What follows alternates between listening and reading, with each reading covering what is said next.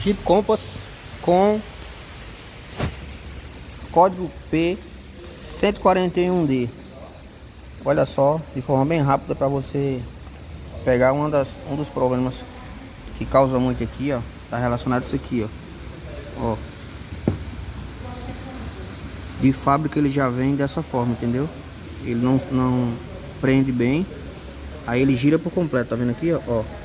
O fuso, ó. Nesse caso está quebrado, certo?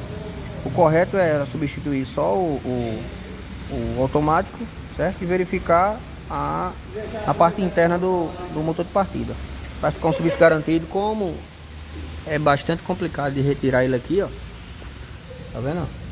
São 3 parafusos, tira lá 2 lá por cima e um aqui por baixo. Além disso tem que tirar o suportezinho aqui, ó, que é esse suporte aqui, ó. Beleza? Tirar esse suporte e tirar a semiável fora, para facilitar e ficar mais fácil de remover, para não ter que tirar a admissão fora, entendeu? Então fica a dica aí, códigos P141D, beleza? Fica a dica aí, se te ajudou, siga o canal aí, beleza? Valeu!